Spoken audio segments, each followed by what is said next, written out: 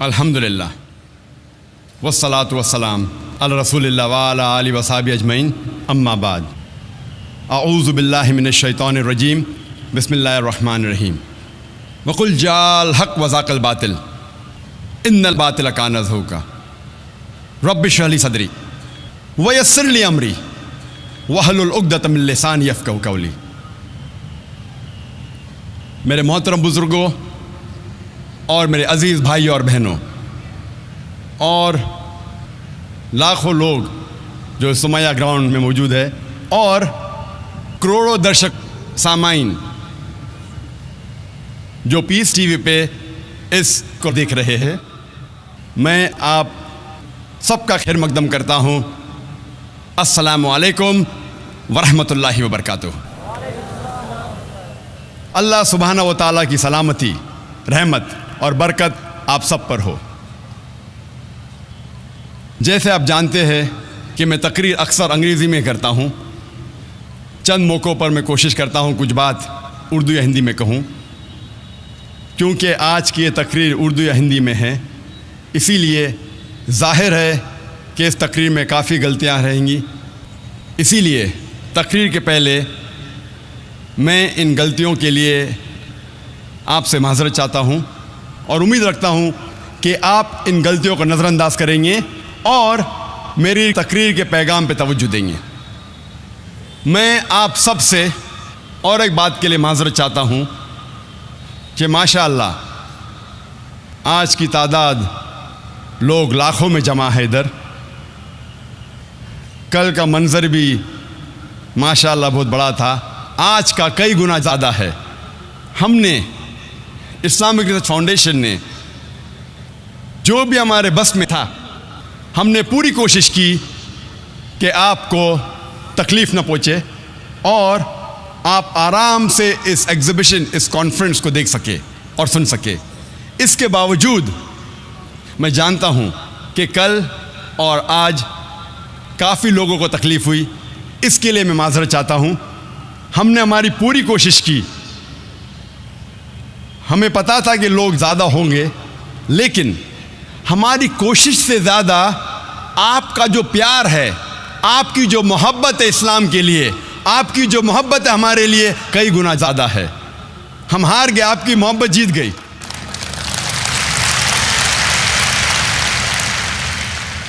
ہمارے جو بس میں تھا، ہم نے کوشش کی، اس کے باوجود آپ کی محبت اتنی زیادہ ہے، اسی لیے جو لوگ کو زمین پہ بیٹھنا پڑ رہا ہے، جو لوگ کو تکلیف ہو رہی ہے، اس کے لیے میں آپ سے معذرت چاہتا ہوں، لیکن انشاءاللہ ان لوگوں کو اللہ انشاءاللہ اور اجر دیں گا انشاءاللہ۔ آج کی تقریر کا موضوع ہے میڈیا اور اسلام، جنگ یا امن، media and Islam, war or peace. Media is defined as means of mass communication. Media کی معنی ہے عوامی ذریعہ ابلاغ، مطلب ذریعہ جس سے معلومات عوام میں عام کی جا سکتی ہے، اسے کہتے ہیں میڈیا۔ اسلام کی معنی ہے، یہ آتا ہے عربی لفظ سلام سے، جس کے معنی ہے پیس، جس کے معنی ہے امن۔ اسلام آتا ہے عربی لفظ سلم سے بھی، سلم کے معنی ہے to submit your will to almighty God, اپنے آپ اپنی خواہش سے اللہ سبحانہ و تعالیٰ کے احکامات پر عمل کرنا، اسے کہتے اسلام۔ اسلام کے معنی ہے امن حاصل کرنا، اپنی خواہش سے اللہ سبحانہ و تعالیٰ کے احکامات کے مطابق کرنے کے۔ میڈیا ایک بہت اہم ذریعہ ہے، it's a very important tool, in fact it is an important weapon. یہ ایک اہم ہتھیار ہے۔ میڈیا سے دن کو رات میں تبدیل کیا جا سکتا ہے، سفید کو کالے میں، برے کو اچھے میں، ہیرو کو ولن میں اور ولن کو ہیرو میں۔ یہ ہے میڈیا کی طاقت۔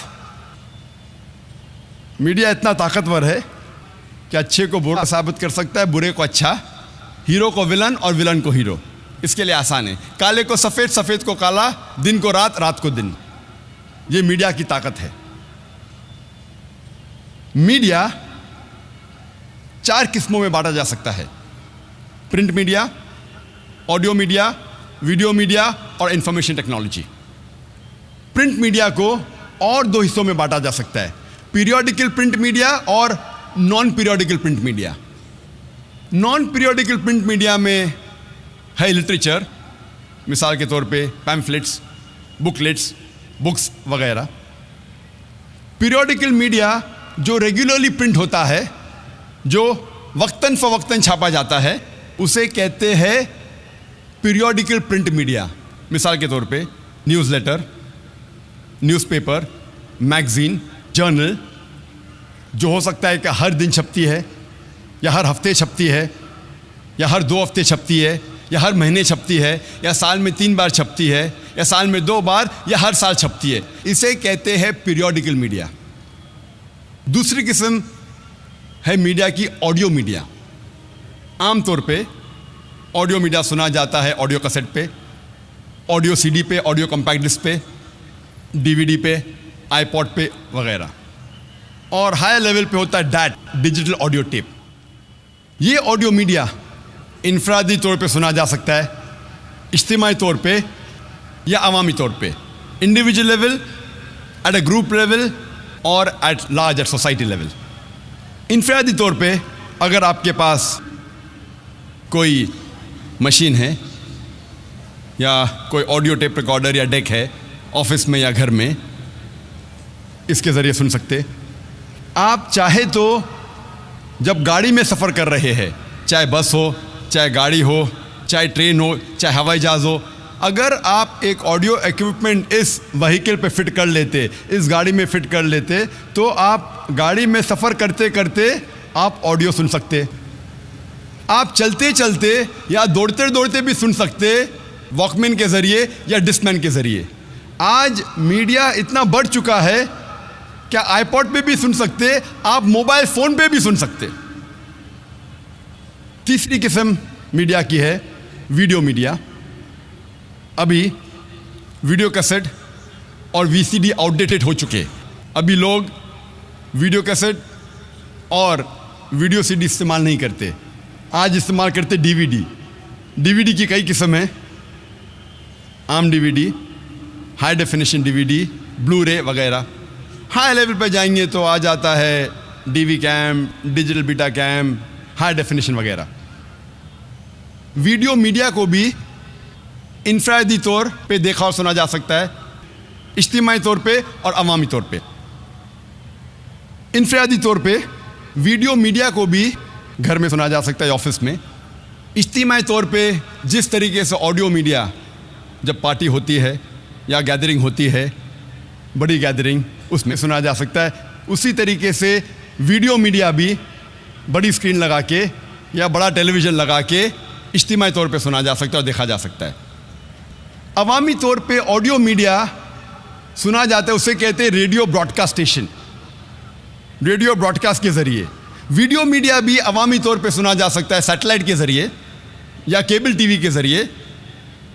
اور کئی قسم ہیں، سیٹلائٹ چینلز ہے، ڈی ٹی ایچ ہے، direct to home, cable television ہے وغیرہ. چوتھی قسم کی میڈیا ہے آئی ٹی، انفارمیشن ٹیکنالوجی، جو کمپیوٹر کے ذریعے یا انٹرنیٹ کے ذریعے استعمال کیا جا سکتا ہے. یہ بھی انفرادی طور پہ، اجتماعی اور عوامی طور پہ استعمال کیا جا سکتا ہے. اور انفارمیشن ٹیکنالوجی میں ای میل کے ذریعے یا انٹرنیٹ کے ذریعے تھرو ویب سائٹ، انفرادی طور پہ، اجتماعی اور لاکھوں اور کروڑوں کی تعداد پہ عوامی طور پہ بھی انٹرنیٹ استعمال کیا جا سکتا ہے. یہ تھا مختصراً 4 قسم کا میڈیا. چاروں قسم کی اپنی اپنی خصوصیات ہے. مثال کے طور پہ آج کی سائنٹیفک ریسرچ یہ کہتی ہے، آج کی سائنٹیفک تحقیق یہ کہتی ہے کہ عام طور پہ جب ایک عام انسان کچھ چیز پڑھتا ہے، جو چیز وہ پڑھتا ہے تقریباً 10% وہ اس چیز کو یاد رکھتا ہے. ایک عام انسان جب کچھ چیز سنتا ہے، عام طور پہ جو چیز وہ سنتا ہے تقریباً 20% اسے یاد رہتا ہے۔ ایک عام انسان جب کچھ چیز دیکھتا ہے تو تقریباً 30% اسے یاد رکھتا ہے، اور عام طور پہ جب ایک عام انسان کچھ چیز دیکھتا اور سنتا ہے، جسے کہتے ہیں آڈیو اینڈ ویڈیو، اس کا ریٹینشن پاور وہ تقریباً 50% یاد رکھتا ہے۔ تو پرنٹ میڈیا کا ریٹینشن پاور، یاد رکھنے کی قوت ہے 10%۔ آڈیو میڈیا کی آج کی تحقیق کہتی ہے یاد رکھنے کی قوت، ریٹینشن پاور ہے 20%۔ ویژول میڈیا کی یاد رکھنے کی قوت، یاد رکھنے کی پاور ہے 30%۔ اور جب آڈیو اور ویژول ساتھ میں ہوتا ہے، جسے کہتے ہیں ویڈیو، یاد رکھنے کی قوت، the retention power is 50%، 50%۔ Hare media کی اپنی اپنی خصوصیات ہے۔ مثال کے طور پہ پرنٹ میڈیا آپ آسانی سے اسے کدھر بھی لے جا سکتے ہیں، کیونکہ وہ پیپر ہے، بکلیٹ ہے، بک ہے، نیوز پیپر ہے، میگزین ہے، آپ کہیں بھی لے جا سکتے ہیں۔ اس کی خصوصیات الگ ہے، ہٹ کے ہے۔ اسی طریقے سے آڈیو میڈیا، اس کا ریچ اور بڑا ہے، لیکن پورٹیبلٹی، کیرنگ پاور کم ہے۔ اسی طریقے سے ویڈیو میڈیا کا ریچ سب سے زیادہ ہے۔ آج کی تاریخ میں سب سے زیادہ جس میڈیا کا ریچ ہے وہ ہے سیٹلائٹ ٹیلی ویژن، لیکن اس کی پورٹیبلٹی کم ہے۔ اس کو کوئی آدمی لینے جا سکتا ہے، لیکن جس طریقے سے سائنس اور ٹیکنالوجی بڑھ رہی ہے، آج آڈیو میڈیا کو بھی آپ لے جا سکتے اپنے ساتھ، آپ ویڈیو میڈیا کو بھی ساتھ میں لے جا سکتے۔ آج کل آپ موبائل فون پہ بھی ویڈیو دیکھ سکتے۔ جس طریقے سے ٹیکنالوجی بڑھ رہی ہے، یہ جو فرق ہے پورٹیبلٹی کا، یہ چاروں میڈیا میں کم ہوتا جا رہا ہے۔ لیکن آج کی تاریخ میں سب سے زیادہ جو ریچ ہے کوئی میڈیا کا، وہ ہے سیٹلائٹ ٹیلی ویژن چینل۔ آج ہم دیکھ رہے ہیں کہ انٹرنیشنل میڈیا میں، چاہے وہ آڈیو میڈیا ہو، پرنٹ میڈیا ہو، ویڈیو میڈیا ہو، انفارمیشن ٹیکنالوجی ہو، چاہے نیوز پیپرز ہو، میگزینز ہو، جرنلز ہو، بکس ہو، ٹیلی ویژن سیٹلائٹ چینلز ہو، انٹرنیٹ ہو، ہم دیکھ رہے ہیں دیر از ویرولنٹ پروپیگنڈا۔ یہ انٹرنیشنل میڈیا اسلام کے خلاف پروپیگنڈا کر رہی ہے۔ یہ انٹرنیشنل میڈیا اسلام کے بارے میں غلط فہمی پھیلا رہی ہے۔ یہ انٹرنیشنل میڈیا ہر روز اسلام کے بارے میں غلط معلومات پھیلا رہی ہے، اور اسی لیے ہم دیکھ رہے ہیں کہ انٹرنیشنل میڈیا، اس کی پوری کوشش ہے، وہ اپنی پوری طاقت لگا رہی ہے اسلام کے خلاف۔ اور یہ انٹرنیشنل میڈیا کئی اسٹریٹجیز استعمال کرتا ہے۔ سب سے پہلی اسٹریٹجی یا سب سے پہلا طریقہ، یہ media they pick up the black sheep of the Muslim community and they portray as though the exemplary Muslims۔ یہ انٹرنیشنل میڈیا جو چند بھٹکے ہوئے مسلمان ہیں، ان کو لے کر میڈیا کے سامنے ایسا پیش کر رہا ہے کہ یہ مسلمان کی مثال ہے، یہ عام مسلمان ہیں۔ اور ہم جانتے ہیں کہ ہر مذہب میں بھٹکے ہوئے لوگ ہیں، تو چند مسلمان جو اسلام کی راہ سے بھٹک گئے، ان کو لیتا ہے اور میڈیا پہ دکھاتا ہے جیسے یہ عام مسلمان کی مثال ہے۔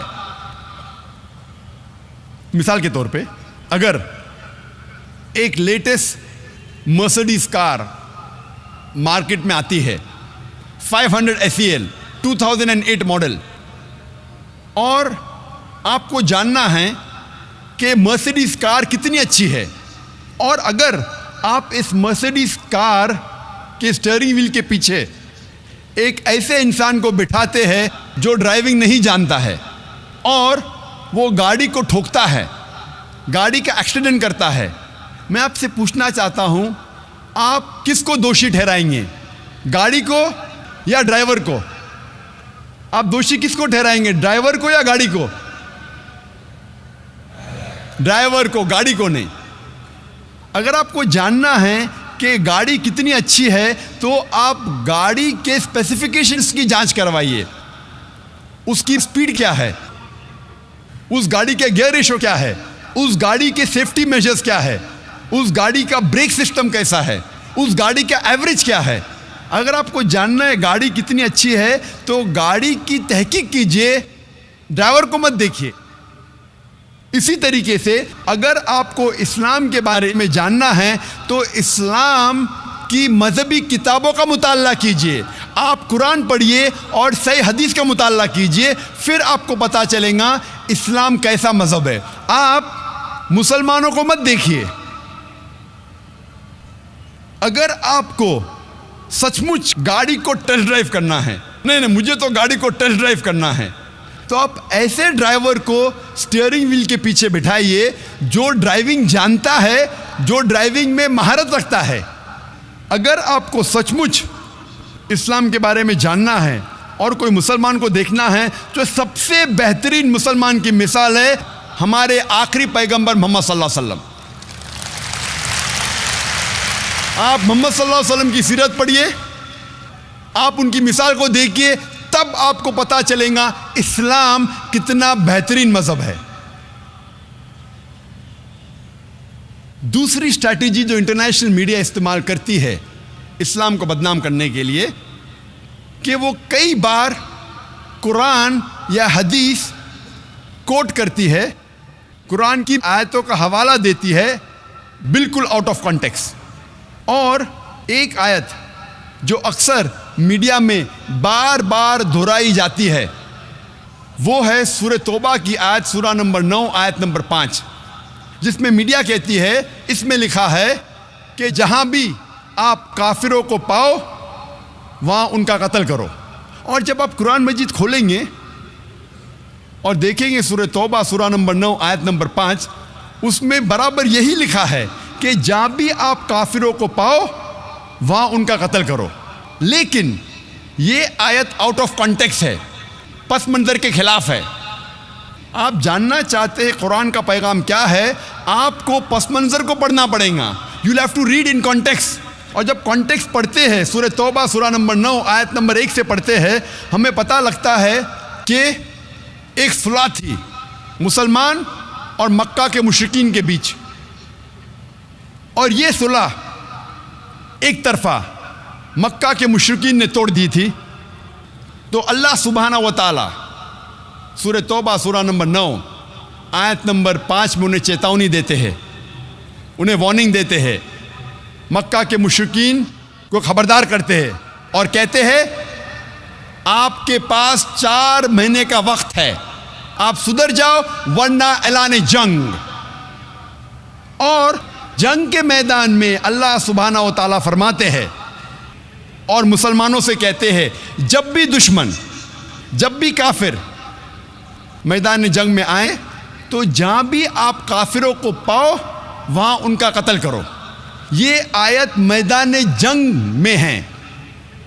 آپ پس منظر دیکھیں گے تو یہ آیت میدان جنگ میں اللہ سبحانہ و تعالیٰ فرماتے ہیں، جب بھی دشمن میدان جنگ میں آپ کے ساتھ لڑنے آئیں، جو ایمان نہیں رکھتے، جو کافر ہے، آپ ڈرو مت، ان کے ساتھ ڈٹ کے مقابلہ کرو۔ اور عام طور پہ آپ جب بھی دیکھو کوئی بھی آرمی جنرل، مثال کے طور پہ ایک جنگ اگر ہو رہی تھی امریکہ USA اور ویتنام کے بیچ، but natural army general of USA یہ کہیں گا اپنے سپاہی سے جنگ کے میدان میں، وہ یہ نہیں کہیں گا ڈر جاؤ اور بھاگ جاؤ، وہ یہ کہیں گا کہ جب بھی ویتنامیز، جب بھی دشمن آئے آپ ڈرو مت، آپ ان کا قتل کرو۔ عام طور پہ کوئی بھی سپاہ سالار، کوئی بھی آرمی جنرل اپنے سپاہی کی ہمت افزائی کرنے کے لیے جنگ کے میدان میں یہی کہیں گا کہ ڈرو مت، اب لڑو، جہاں بھی دشمن کو پاؤ آپ ان کا قتل کرو۔ تو وہی تو قرآن مجید میں اللہ سبحانہ تعالیٰ فرماتے۔ لیکن کئی بار دشمن اسلام آؤٹ آف کانٹیکسٹ کوٹ کرتے ہیں. اور انٹرنیشنل میڈیا کے علاوہ ہندوستان میں بھی کئی دشمن اسلام ہیں. اور ایک بہت فیمس رائٹر، لیکھک جو اسلام کے خلاف لکھتا ہے، اس کا نام ہے ارون شوری. وہ یہی آیت کا حوالہ دیتا ہے اپنی کتاب ورلڈ آف فتواز میں، اور کہتا ہے قرآن میں لکھا ہے سورہ توبہ سورہ نمبر 9 آیت نمبر 5 میں، جہاں بھی کافروں کو آپ پاؤ، بریکٹس میں وہ کہنا چاہتا ہے ہندو، جہاں بھی آپ کافروں کو پاؤ وہاں ان کا قتل کرو. میں پوچھتا ہوں کہ اتنے ہندو یہاں رہ رہے ہیں، کیا عام طور پہ مسلمان ہندو کا قتل کرتا ہے؟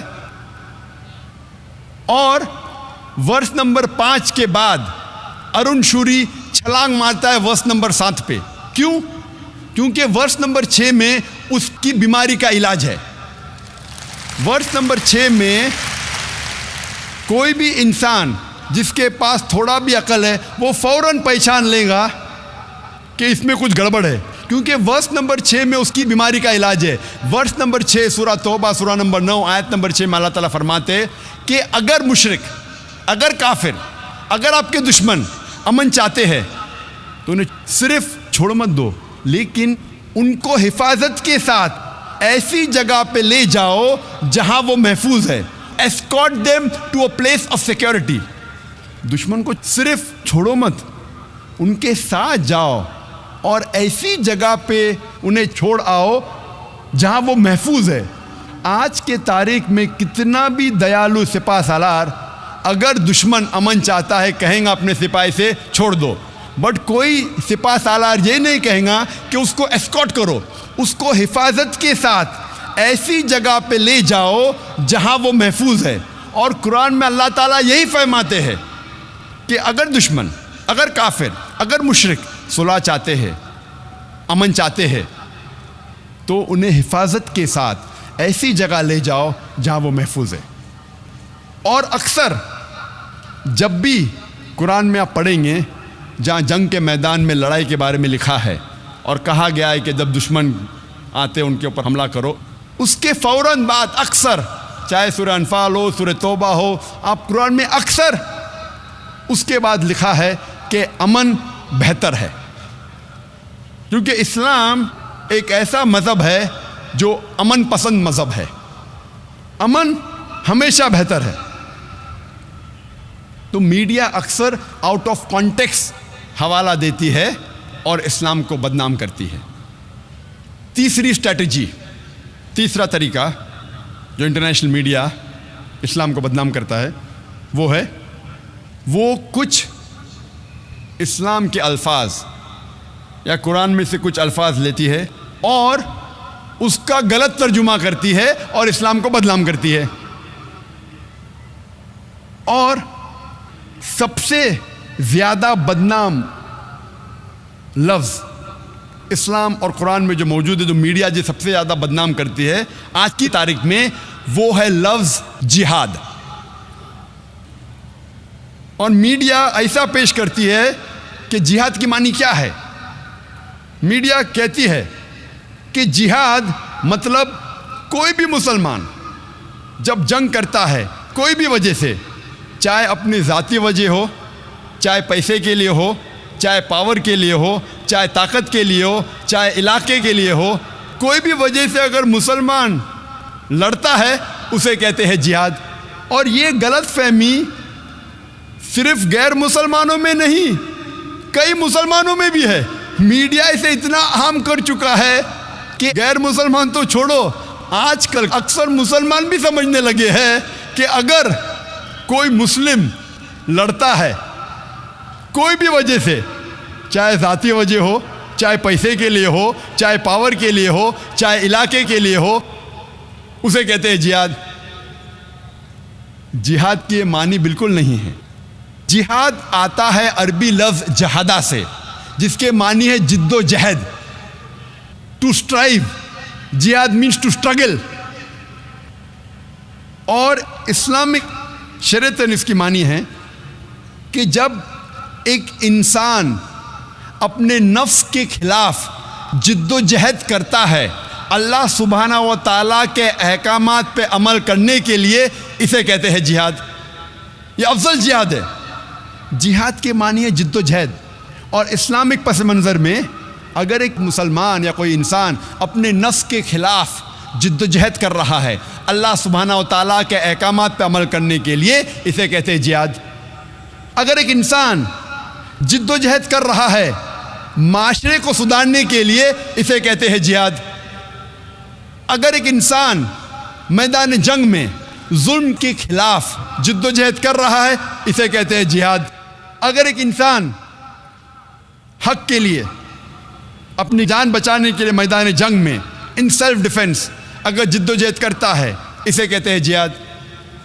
جہاد کی معنی ہے جد و جہد۔ It means to strive and struggle, جد و جہد کرنا۔ عام طور پہ اگر ایک طالب علم، ایک اسٹوڈنٹ ایگزامینیشن میں پاس ہونے کے لیے جد و جہد کر رہا ہے، اسے بھی کہتے ہیں جہاد۔ یہ عام جہاد ہے۔ جو پہلے 4 معنی میں نے کہا وہ جہاد فی سبیل اللہ، اللہ کے راہ میں جہاد کرنا۔ جہاد کئی قسم کے ہیں، جد و جہد کرنے کو کہتے ہیں جہاد، لیکن اللہ کے احکامات پہ عمل کرنے کو کہتے ہیں جہاد فی سبیل اللہ۔ میڈیا اکثر جہاد کا ترجمہ کرتی ہے انگریزی میں ہولی وار، پاک جنگ۔ جب ہم ہولی وار کو عربی میں ترجمہ کرتے ہیں پاک جنگ، عربی میں سے کہیں گے حرب مقدسہ۔ آپ ساری آیت قرآن مجید کے پڑھیے، ساری حدیث پڑھیے، کدھر بھی قرآن یا صحیح حدیث میں نہیں لکھا ہے حرب مقدسہ، پاک جنگ، ہولی وار۔ یہ میڈیا کہتی ہے جہاد کے معنی ہولی وار، اور جب تحقیق کرتے پتہ لگتا ہے یہ الفاظ ہولی وار سب سے پہلے استعمال کیا گیا تھا عیسائی کروسیڈرز کے لیے۔ جب عیسائی کروسیڈرز عیسائیت کے نام پہ ہزاروں انسانوں کا قتل کر رہے تھے، اسے کہا گیا تھا ہولی وار، اور آج استعمال کیا جا رہا ہے مسلمانوں کے لیے۔ یہ ہے میڈیا کا پاور۔ یہ تیسرا طریقہ، اور ایک مثال میں پیش کروں گا آپ کے لیے۔ 9/11 کے بعد، 9/11 کے بعد، 2001 ٹوئن ٹاور کے بمبارڈمنٹ کے بعد 2 سال بعد میں USA گیا، لاس اینجلس، 2003 میں۔ اور یہ اردو تقریر ہے تو شیروانی پہنا ہوں، نہیں تو اکثر میں باہر جاتا ہوں تو سوٹ اور ٹائی پہنتا ہوں، لیکن میری جو اسلامی نشانی، ٹوپی، داڑھی، تھکنے کے اوپر، ایزی ٹارگٹ، اچھا بکرا۔ آپ جب جائیں گے امیگریشن میں، سوٹ اور ٹائی، ٹوپی، داڑھی، ٹھکنے کے اوپر بکرا، میں تیار رہتا ہوں کہ اب میرے ساتھ پوچھ تاچھ ہونے والی ہے۔ تو امیگریشن میں ہاں داڑھی، ٹوپی، ٹھکنے کے اوپر جاؤ انکوائری کے لیے۔ میں جاتا ہوں وہاں تو پوچھنے لگتے کہ آپ کس لیے ادھر آئے؟ تو میں نے کہا مجھے ایک ایوارڈ مل رہا ہے لاس اینجلس میں۔ آپ کا ایک ایوارڈ مل رہا ہے، آپ کا پیشہ کیا ہے؟ تو میں نے کہا جیزس کرائسٹ نے کہا ہے بائبل میں، seek the truth and truth shall free you. آپ حق کو پھیلاؤ، میرا کام ہے حق کو پھیلانا۔ انگریزی میں کہہ رہا تھا میرا پیشہ ہے دائی۔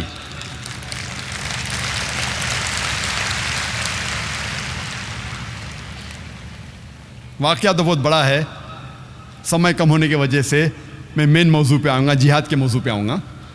جب میں جاتا ہوں کسٹم میں تو میں جان بوجھ کے کہتا ہوں کہ میں آ رہا ہوں اسلامک کانفرنس کے لیے، میں کوئی جھوٹ نہیں بولتا ہوں۔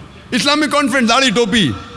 بیگ کو کھولو، بیگ کھولتے تو ملتا ہے میرا DVD جس کا موضوع تھا جہاد اور دہشت گردی، ایک اسلامک نظریہ، اور اس کے DVD کور پہ پستول کی فوٹو تھی۔ تو کسٹم آفیسر کھولتا ہے اور کہتا ہے کیا آپ جہاد میں مانتے ہیں؟ میں نے کہا بے شک میں جہاد میں مانتا ہوں، عیسیٰ علیہ السلام کہتے ہیں کہ جد و جہد کرو، تو میں جہاد میں مانتا ہوں۔ عیسیٰ علیہ السلام کہتے ہیں بائبل میں جد و جہد کرو۔ نہیں، میرا مطلب کہ آپ جہاد میں مانتے، لڑائی جھگڑے میں مانتے؟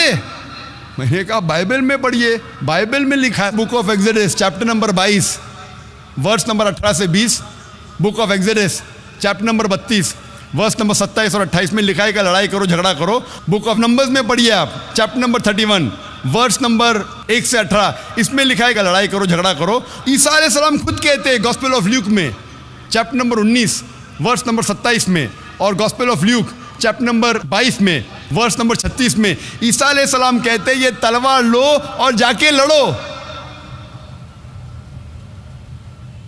تو وہ مجھے کسٹمر آفیسر بولتا ہے وہ کہہ رہے تھے کیا غلط لوگ کے خلاف لڑو. تو میں بھی وہی لڑائی میں مانتا ہوں, غلط لوگ کے خلاف یا اچھے لوگ کے خلاف کہاں میں کہتا ہوں لڑائی کرنا چاہیے.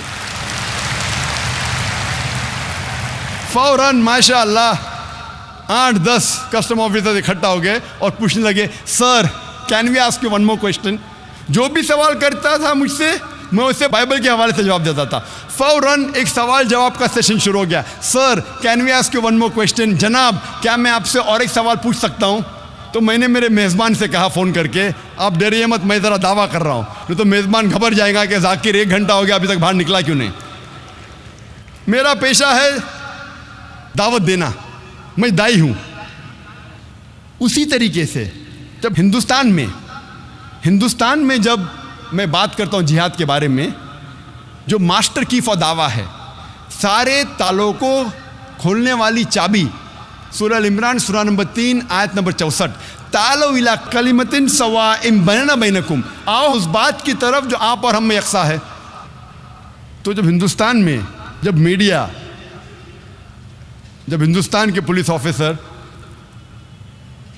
یا ہندوستان کا میڈیا جب مجھ سے کہتا ہے کہ یہ قرآن میں کتنی لڑنے کے آیت ہے, کتنی جھگڑنے کے آیت ہے, تو میں ان سے کہتا ہوں آپ اگر مہابھارت پڑھیں گے, مہابھارت میں کئی گنا زیادہ شلوک اور منترا ہے لڑنے اور جھگڑنے کے, قرآن کے تو کئی گنا زیادہ ہے. آپ قرآن اور مہابھارت کا مطالعہ کریں گے تو مہابھارت میں کئی گنا زیادہ لڑنے اور جھگڑنے کے منترا اور شلوک ہے. تو وہ ہندو مجھ سے کہتا ہے لیکن ذاکر یہ تو حق اور باطل کے درمیان لڑائی ہے. تو میں کہتا ہوں قرآن میں بھی حق اور باطل کے درمیان لڑائی ہے. تو ہندو مجھ سے کہتا ہے اگر یہ بات ہے تو میں قرآن سے کوئی گلا شکوہ نہیں. تو اگر آپ کو اسلام کی دعوت پیش کرنا ہے تو سورہ عمران سورہ نمبر 3 آیت نمبر 64, تعالوا الی کلمۃ سواء بیننا و بینکم, آؤ اس بات کی طرف جو آپ اور ہم میں یکساں ہے. آپ جب ان کی مذہبی کتابوں کا مطالعہ کریں گے فوراً وہ اسلام کو اور اچھے طریقے سے سمجھیں گے. اور میں مثال دیتا ہوں کہ سب سے زیادہ پڑھی جانے والی کتاب ہندو مذہب میں بھگوت گیتا. بھگوت گیتا میں لکھا ہے ادھیائے نمبر 1 میں chapter number 1 verse number 43 to 46 میں جب ارجن کہتے ہیں شری کرشن سے, بھگوت گیتا ایک مشورہ ہے شری کرشن جو ارجن کو دے رہے ہیں میدان جنگ میں. تو بھگوت گیتا میں لکھا ہے ادھیائے 1 میں ورس نمبر 43 to 46 میں ارجن میدان جنگ میں اپنے ہتھیار کو زمین پہ رکھ دیتے ہیں اور شری کرشن سے کہتے ہیں میں نہتا مرنا پسند کروں گا بنسبت میرے رشتہ دار سے لڑوں. لڑائی تھی پانڈو اور کوراؤ کے بیچ, جو رشتہ دار تھے, جو کزنس تھے. تو شری کرشن کہتے ہیں چند شلوکا کے بعد چیپٹر نمبر 2 ادھیائے 2 ورس نمبر 2 اور 3 میں شری کرشن کہتے ارجن سے آپ کو ایسے ناپاک خیال دماغ میں کیسے آئے, how come such impure thoughts have come in your mind, یہ ناپاک خیال آپ کے دماغ میں کیسے آئے, how come you have become so important, آپ نپنسک کیسے بن گئے. کون کہہ رہا ہے؟ شری کرشن کہہ رہے ہیں ارجن سے. اور بھگوت گیتا چیپٹر نمبر 2 ادھیائے 2 ورس نمبر 31 to 33 میں شری کرشن کہتے ہیں ارجن سے کہ شتریا کا دھرم ہے لڑنا, بھاگیوان ہے وہ شتریا جس کو موقع ملتا ہے لڑنے کے لیے. اگر میں ان شلوکا اور منترا کا حوالہ دے کے یہ کہوں کہ بھگوت گیتا میں آپ کے بھگوان کہہ رہے ہیں کہ اپنے رشتہ دار کا قتل کرو, تو یہ شیطانی حرکت ہوں گی. پس منظر پڑھیں گے تو پتہ لگتا ہے شری کرشن کہہ رہے ارجن سے کہ باطل کے خلاف آپ کو لڑنا چاہیے, چاہے وہ آپ کے رشتہ دار ہو. اگر آپ حق پہ ہے باطل کے خلاف لڑنا چاہیے, یہ پس منظر ہے. صرف میں یہ کہوں کہ آپ کے بھگوان شری کرشن ارجن سے کہہ رہے ہیں کہ اپنے رشتہ داروں کا قتل کرو تو یہ شیطانی حرکت ہے، آؤٹ آف کانٹیکس ہے۔ کانٹیکس میں کہہ رہے ہیں کہ باطل کے خلاف لڑو، اور یہ قرآن میں بھی کہا گیا ہے، سورہ نساء میں سورہ نمبر 4 آیت نمبر 135 میں، یا ایھا الذین آمنو، اے مومنو stand out for justice as witness to Allah سبحانہ و تعالیٰ، حق کے لیے کھڑے رہو، شہادت دو اللہ کے لیے، چاہے وہ آپ کے خلاف ہو، چاہے آپ کے رشتہ دار کے خلاف ہو، چاہے آپ کے والد یا والدہ کے خلاف ہو، چاہے امیر یا غریب، اللہ سبحانہ و تعالیٰ حق کے ساتھ ہے۔ اور کئی بار میڈیا میں ایک حدیث کو اکثر اچھالا جاتا ہے جہاد کے معاملے میں، وہ صحیح بخاری کی حدیث ہے، جلد نمبر 4 کتاب الجہاد، چیپٹر نمبر 2 حدیث نمبر 46۔ اس میں لکھا ہے، ابو ہریرہ رضی اللہ عنہ فرماتے ہیں کہ اللہ کے رسول فرماتے ہیں کہ مجاہد ایک ایسا انسان ہے جو لگاتار نماز پڑھ رہا ہے اور لگاتار روزہ رکھ رہا ہے، اور جب ایک مجاہد میدان جنگ میں جاتا ہے اور اگر اس کا انتقال ہوتا ہے تو وہ انشاءاللہ جنت میں جائے گا، لیکن اگر وہ جیت کے واپس آتا ہے تو اسے اس دنیا کی دولت ملتی ہے۔ اکثر یہ حدیث کو لے کے لوگ اسلام کو بدنام کرتے، مجاہد جہاد کرو جنت میں جاؤ۔ بھگوت گیتا جب پڑھتے ہیں، بھگوت گیتا میں لکھا ہے chapter number 2 shloka number 37 verse number 37، Shri Krishna کہتے ارجن سے کہ آپ میدان جنگ میں جاؤ، اگر آپ مر جائیں گے تو آپ سورگ میں جائیں گے، اگر آپ جیت کے واپس آئیں گے تو آپ کو اس دنیا کی دولت ملیں گی۔ ہو بہو جو صحیح بخاری میں لکھا ہے وہی لکھا ہے بھگوت گیتا میں۔ تو میں کہتا ہوں ہندوؤں سے، آپ اپنی کتاب کا مطالعہ کرو، انشاءاللہ آپ اسلام اور اچھے سے سمجھ پائیں گے۔ اسی لیے میں کہتا ہوں دا ماسٹر کی فار دعویٰ، سارے تالوں کو کھولنے والی چابی دعوتی میدان میں، تعالوا الی کلمۃ سواء بیننا و بینکم، آؤ اس بات کی طرف جو آپ اور ہم میں یکساں ہے۔ چوتھی اسٹریٹجی جو میڈیا اکثر استعمال کرتی ہے وہ ہے کہ کئی چیزیں کہتی ہے اسلام کے بارے میں جو اسلام میں موجود ہی نہیں ہیں۔ مثال کے طور پہ اسلام اور سائنس میں ہمیشہ اختلاف ہے، بالکل غلط بات ہے۔ قرآن مجید میں 6000 سے زیادہ آیتیں ہیں، اس میں سے 1000 سے زیادہ سائنس کے بارے میں ہے، اور ایک بھی قرآن کی آیت نہیں ہے جو سائنس نے کہا ہے کہ یہ غلط ہے۔ میڈیا کہتی ہے کہ اسلام میں خواتین کے حقوق نہیں ہیں، خواتین کو اسلام میں دبایا جاتا ہے، خواتین کو جنت ملتی ہی نہیں اسلام میں۔ میری تقریر آپ سنیں گے اسلام میں خواتین کے حقوق، آپ دیکھیں گے ماشاءاللہ۔ اسلام ایک واحد مذہب ہے، محمد صلی اللہ علیہ وسلم نے جتنے خواتین کو حقوق دیے ہیں قرآن اور حدیث میں کوئی بھی مذہب نہیں دیتا، یہاں تک کہ مغربی تہذیب بھی نہیں دیتی۔ تو اکثر کئی بار میڈیا ایسی چیزیں فرماتی ہے اسلام کے بارے میں جو اسلام میں موجود ہی نہیں ہیں۔ پانچویں اسٹریٹجی جو میڈیا اکثر استعمال کرتی ہے، وہ کئی چیزیں اسلام کی لیتی ہے جو صحیح ہے، لیکن کہتی ہے کہ ان چیزوں کے وجہ سے انسانیت میں کئی مشکلات ہے۔ اسلام کی تعلیمات کو لیتی ہے اور کہتی ہے ان تعلیمات کی وجہ سے انسانیت میں کئی مشکلات ہے، there are problems in humankind. لیکن جب ہم تحقیق کرتے ہیں جو تعلیمات وہ کہتے انسانیت کے لیے پرابلم ہے، وہ صحیح میں انسانیت کے لیے حل ہے۔ اور لاسٹ ایئر جب کانفرنس ہوا تھا انگریزی میں، میرے آخری نشست کا موضوع تھا کیا اسلام انسانیت کا حل ہے؟ میں پھر سے پوری تقریر دہرانا نہیں چاہتا، 3 یا 4 مثال دوں گا اس تقریر میں۔ مثال کے طور پہ میڈیا اکثر کہتی ہے کہ مسلمز آر فنڈامنٹلسٹ، مسلم بنیاد پرست ہے، مسلمز آر ایکسٹریمسٹ، مسلمز شدت پسند ہے، مسلمز آر ٹیررسٹ، مسلمز دہشت گرد ہے، مسلمز آر انٹالرنٹ۔ یہ اسلام جو مذہب ہے دوسرے خیالات کو برداشت ہی نہیں کرتا۔ اکثر میڈیا کہتی ہے مسلمز آر فنڈامنٹلسٹ، مسلمان بنیاد پرست ہے۔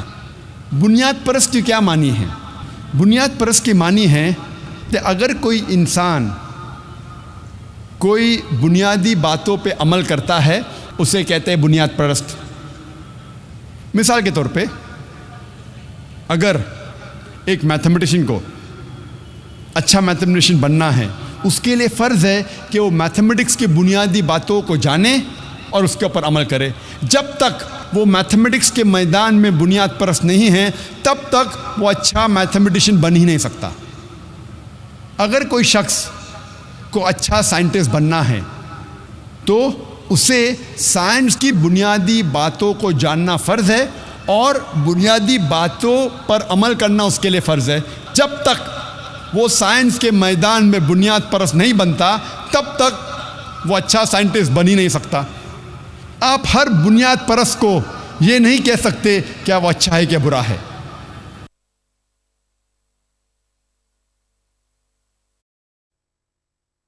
You cannot paint all fundamentalists with the same brush۔ آپ سارے بنیاد پرست کو ایک ہی لاٹھی سے نہیں ہانک سکتے۔ آپ کو دیکھنا چاہیے کہ وہ کس میدان میں بنیاد پرست ہے۔ مثال کے طور پہ اگر ایک انسان بنیاد پرست چور ہے، اس کا پیشہ ہے چوری کرنا، وہ معاشرے کے لیے اچھا انسان نہیں، وہ ایک اچھا بنیاد پرست نہیں ہے۔ لیکن اگر ایک انسان بنیاد پرست ڈاکٹر ہے، بنیاد پرست طبیب ہے، جو ہزاروں انسانوں کی جان بچاتا ہے، وہ معاشرے کے لیے اچھا انسان ہے، وہ ایک اچھا بنیاد پرست انسان ہے۔ اسی لیے کسی بنیاد پرست کو اچھا یا برا کہنے کے پہلے آپ کو تحقیق کرنا چاہیے وہ کس میدان میں بنیاد پرست ہے۔ جہاں تک کہ میں ہوں، میں یہ کہنا چاہتا ہوں کہ میں ایک بنیاد پرست مسلمان ہوں اور مجھے گرو ہے، مجھے فخر ہے ایک بنیاد پرست مسلمان رہنے کا۔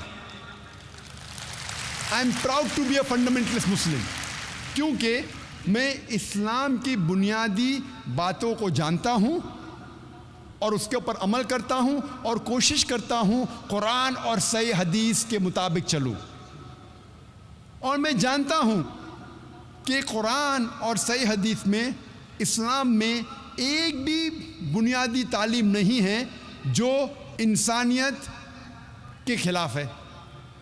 ہو سکتا ہے کہ کچھ تعلیمات کے بارے میں کچھ غیر مسلمانوں کا اعتراض ہو، لیکن جب بھی آپ اس کا بیک گراؤنڈ پیش کریں گے، لاجیکل وجہ پیش کریں گے، تو کوئی بھی عام انسان جو کھلے ذہن کا ہے وہ کبھی بھی ایک بھی اسلام کی تعلیم کو نہیں بتا سکتا جو انسانیت کے خلاف ہے۔ جب ہم پڑھتے ہیں ویبسٹر ڈکشنری، اس میں لکھا ہے کہ fundamentalism is a movement that started in the 20th century۔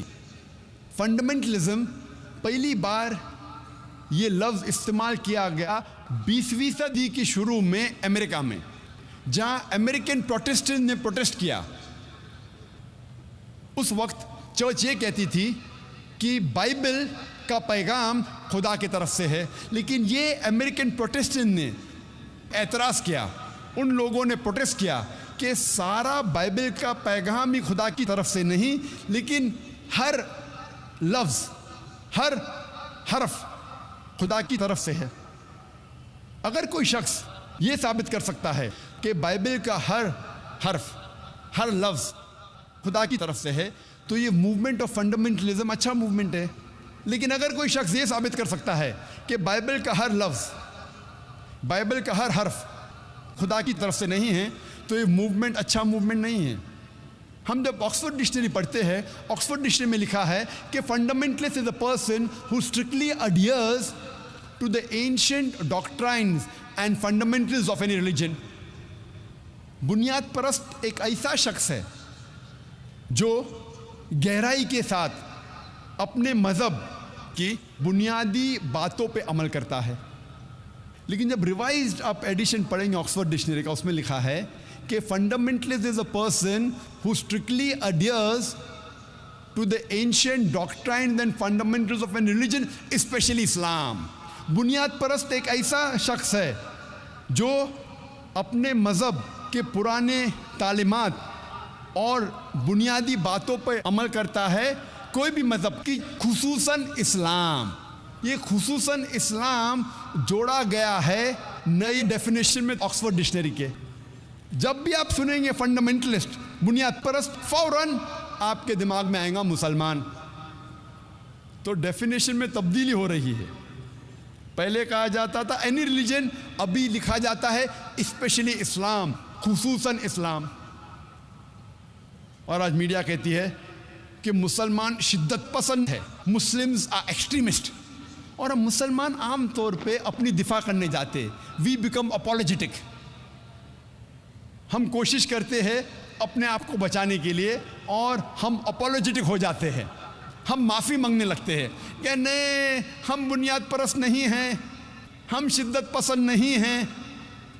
میں کہتا ہوں میں شدت پسند ہوں, میں شدت سے محبت کرتا ہوں, میں شدت سے پیار کرتا ہوں, میں شدت سے عدل کرتا ہوں, میں شدت سے ایمانداری کرتا ہوں. I am an extremist. I say I am extremely kind, I'm extremely merciful, I'm extremely honest, I'm extremely just.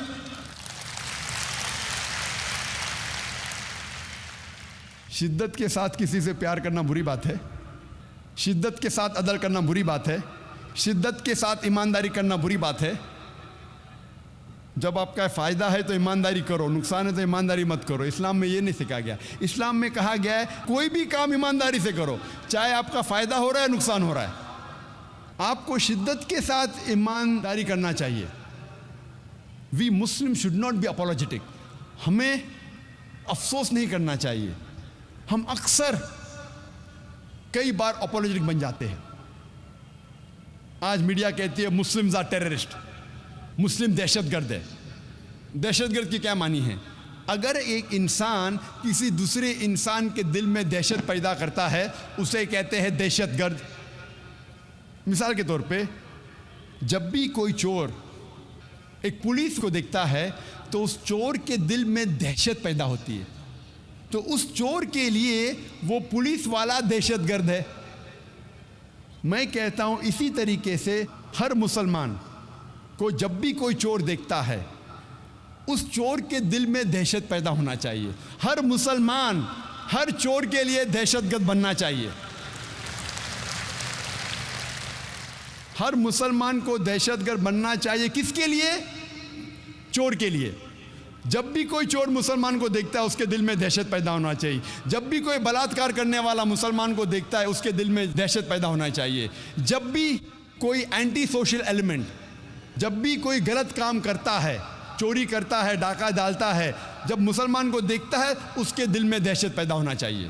اور یہی تو قرآن میں لکھا ہے سورہ انفال میں, سورہ نمبر 8 آیت نمبر 60 میں, کہ مسلمان سے کہا گیا ہے کہ مسلمان کو اینٹی سوشل ایلیمنٹ, غلط لوگوں کے دل میں دہشت پیدا کرنا چاہیے.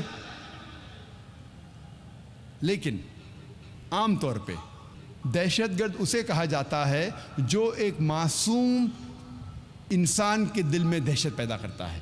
اس پس منظر میں کوئی بھی مسلمان, کوئی بھی معصوم انسان کے دل میں, چاہے وہ مسلم ہو یا غیر مسلم ہو, اس کے دل میں کبھی بھی دہشت نہیں پیدا کرنا چاہیے. اور ہم دیکھتے ہیں اکثر کئی بار وہی شخص وہی کام, لیکن اس شخص کو 2 لیبلز دیے جاتے ہیں, 2 القاب دیے جاتے ہیں. مثال کے طور پہ 60-70 سال پہلے جب انگریز اس دیش پہ حکومت کر رہے تھے, کئی ہندوستانی اپنی دیش کی آزادی کے لیے لڑ رہے تھے, لیکن انگریز یہ لوگ کو کہتے تھے دہشت گرد، لیکن ہم عام ہندوستانی کہتے تھے یہ لوگ ہے دیش بھکت۔ اگر آپ انگریز کے نظریے سے سہمت ہے کہ انگریز کو حق تھا ہندوستان کے اوپر راج کرنے کا، تو آپ بے شک یہ لوگ کو کہیں گے کہ دہشت گرد ہے۔ لیکن اگر آپ عام ہندوستانی کے نظریے سے سہمت ہے کہ انگریز ہندوستان میں تجارت کرنے آئے تھے، انہیں ہندوستان پہ راج کرنے کا کوئی حق نہیں، تو آپ کہیں گے یہ لوگ ہے دیش بھکت۔ وہی انسان، وہی کام، لیکن دو القاب۔ اسی لیے لقب دینے کے پہلے آپ تحقیق کرو کس وجہ کے لیے وہ انسان جد و جہد کر رہا، اور آپ تاریخ میں کئی مثال دے سکیں گے۔ میں علاقہ دیکھ کے میری مثال بدلتے رہتا ہوں۔ قرآن میں لکھا ہے تعالوا الی کلمۃ سواء بیننا و بینکم، آؤ اس بات کی طرف جو آپ اور ہم میں یکساں ہے۔ جب میں UK میں تقریر کر رہا تھا اور USA میں، تو میں نے کہا کہ 19ویں صدی کے آخر میں 1875 میں اس وقت